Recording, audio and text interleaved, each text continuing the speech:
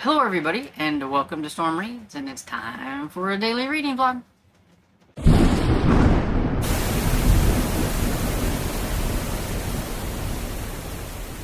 So good afternoon. It is going about 2 o'clock. It's not quite 2 o'clock, but it's getting there. And I just kind of forgot to make a film this morning before I went downstairs. And so now I'm back up, so we're going to rectify that by letting you in on what I've been reading.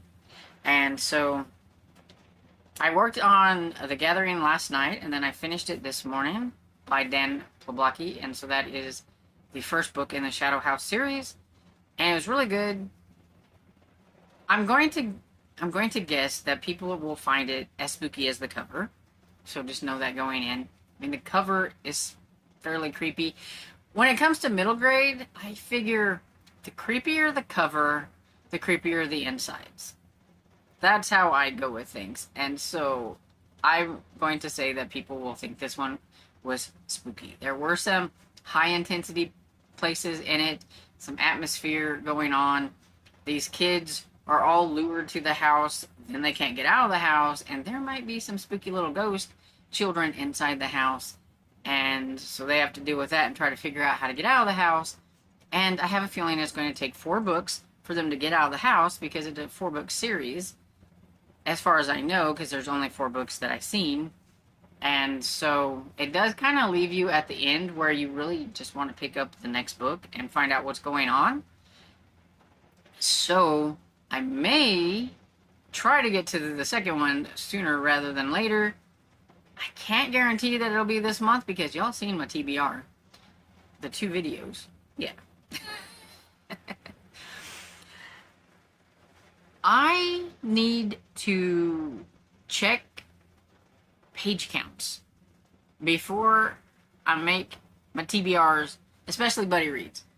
I didn't realize that the 3 books that I have going with my friend Barb are all like 500 pages, or almost 500 pages, or more than 500 pages. Yeah. This one is almost 500 pages. I didn't think it was. Just be looking at it, I thought it was going to be like maybe 350. But then when I looked at it, it was like 480 or something like that. I was like, oh my goodness. It is 16 hours on audio. And then I have this chunky beast here and everything that's like 600 and some pages. And I thought Domain, the rat book, was gonna be like maybe 200 or so pages, because the other ones have been short.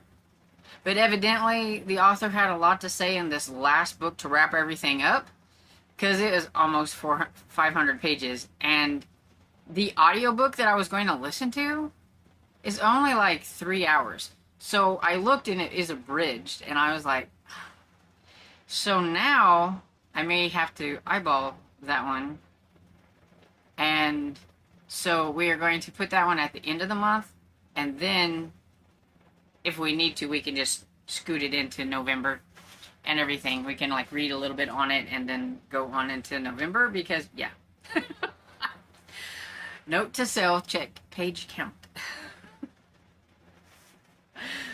Hey, so before I go downstairs, because I totally forgot to talk about this book earlier, I am going to mention that I did finish What Fell from the Sky by Adriana Cuvas.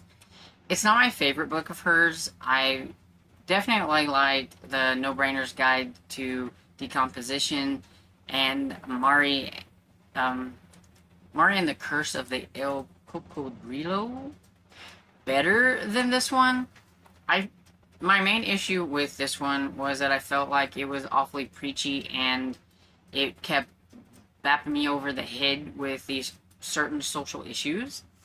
And to the point, I mean, it's like every time you turned around, that's what they were talking about. And it's like, okay, I got it. I got it. And everything. And so I don't like those kind of books. And I did like the characters in the books. I liked Pineda and Junior and Ernesto and Patsy, the kids, and the little alien girl. I liked them. I didn't like the POV from the little alien girl, because it's like she's trying to learn English, which, and I understand because she's from a different, she's from the space or whatever, and so she doesn't know English, and she's definitely able to pick up things way better than probably any normal person. And I don't know how it's written out in the actual book form, but like when it's hers, like she's always doing like C is for caught and S is for silly, and and it was just kind of weird and kind of juvenile, I guess, and I don't know, strange in my ears. And so I didn't really care for that, but I did like her, and I liked some of the adult characters that were in the story and everything. It's just not my favorite, but it's still likable by any means, and I do think that other people might enjoy this one a little bit more than me. But I finished it, so yay! That's 2 down. Finished it. Okay, so the next audiobook for Halloween that I picked out is Little Nobody. But whenever I started listening to it and everything, I realized that I'm going to need to get the actual ebook for it, because I know from previous ones it has a lot of graphics and things in it. And this one was just a little confusing because the Little Nobody, I'm guessing, is kind of like a little ghost. And people can't see the nobody.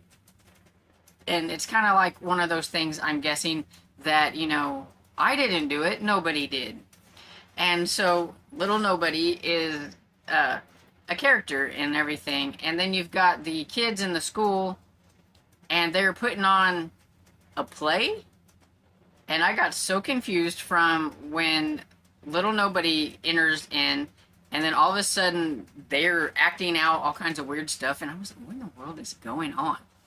And everything. So I was like, okay, I'm going to have to stop and get the ebook. So I did that and everything. And so it'll be an immersion one where I'm going to be listening to it and I'm going to be reading the book, because I love the audiobooks. They're a lot of fun, and normally, I haven't gotten very far into this one, so I don't know, but normally they have like special effects and everything. So I'm hoping that it will be like that, as well as, looking at all the fun graphics that are in it, the illustrations. So that's the book that I picked out, but I didn't really work on it too much because I'm going to have to follow along in the ebook. So then I decided to pick up Watchers by Dean Koontz, because I need to get one of these going. It is one of my big ones, and as I said earlier, I didn't realize that, like, all the books that I picked out for me and Barb and everything were going to be chunkers. And so I am currently on page 65 out of 483. So I have a long ways to go, but I've gotten a decent little start into it. It's going to be one that I had to slow it down to 1.5 on the audiobook, because I do want to make sure that I'm understanding who is who and what's going on. Because you have Travis, who is the guy who finds the dog while he's in the woods, and this dog is trying to get him to not go into a certain part of the woods. He wants him to turn around and go back. He doesn't want him to go any farther. He growls at him, all that kind of stuff, trying to get him away. And then he ends up going home with Travis. And Travis is finding out that he's like pretty smart, because he can do like all kinds of things. And he's like, either I'm losing my mind or this dog is like super smart and everything. And then you've got a POV from this really nasty guy who is a killer, and like you don't even know why, but like there's a one scene where he kills this a doctor guy, and he's just gone, and then he's like, oh, I hope that they're gonna have a job for me soon or whatever. I mean, he likes the fact that he's getting paid to do something that he would have done anyway. So I mean, he's a killer anyway, and now he's getting paid to do it. And then he ends up with another scene with him with somebody else, and that one was a little graphic and nasty. And then you have the POV of this one lady named Nora, who kind of lives on her own, and everything. And then there's this skeezy television repairman that keeps calling her. He was being a little nasty while he was in there repairing things. Just sexual harassment all the way around. And now he's like calling her and stuff. And so I don't know where that's going or what that has to do with the story. But those are like the things. So I have no clue where this is going at the moment. So we're just along for the ride. I mean, it's a rather long ride. So we just haven't figured out where we're going yet. So far, I'm enjoying it just fine. I just don't know where it's headed, I guess. Like, what's up with the dog and what it has to do with any of the other stuff that's happening in the story. But yeah, so that's all I have to say for right now. So I'm going to pop off and go downstairs and get something to eat for supper. Hey everybody, back for the last clip of the day. So we had pancakes for supper. I think we have pancakes more for supper than we do any other time of the day. More than we have ever for breakfast. And I think a lot of that is because we wake up at different times and he wakes up way before me, so he's already ate before I get up. Unless I tell him specifically not to eat something because I'm going to cook something special for breakfast and everything. So we usually have them for supper. And it was funny because I was already had that in my head. That's what I was going to do. I had some sourdough discard that I needed to get rid of. And so I thought, well, I'll just make some pancakes with it and everything. And I come down the stairs, and I hadn't even got started on anything. And he peeks around the corner, and he's like, by any chance, can we have pancakes? I swear that man could live off pancakes. I was like, well, it's a good thing. That's what I already had in my head. So, and I watched a lot of YouTube and things like that, but I did listen to a little bit more of Watchers. And so I am currently on page 74. And so, like I said, just a little bit, not gotten very far. Still got the little creepy guy that keeps phoning Nora. And she's kind of like a mouse. She's a little mousy, kind of shy. And she just can't seem to tell him to leave her alone. And then when she does kind of get, like, vocal, I think it just makes him even want to say even more nastier things to her. So she can't, like, win for losing, kind of. But he's just creepy. I don't know what that storyline has to do with the story. Because the poor Nora is about to be driven crazy by this creepy dude that keeps calling her. Now she never wants to let any kind of repairman in her house ever again. She doesn't even want to let the little, the young man that delivers her groceries. She doesn't do anything. Now she's like super paranoid. So I'm not quite sure what that has to do with the story, but I guess I'll find out eventually. So anyway, that's pretty much it for the day. And so hopefully I get off of here and I read with my eyes because I need to do some eyeball reading. Focus.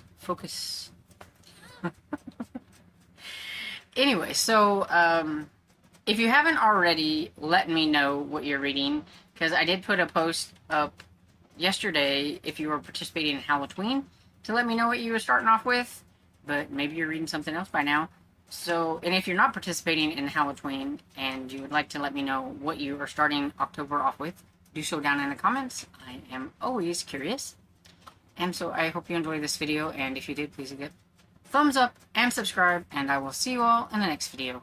Bye!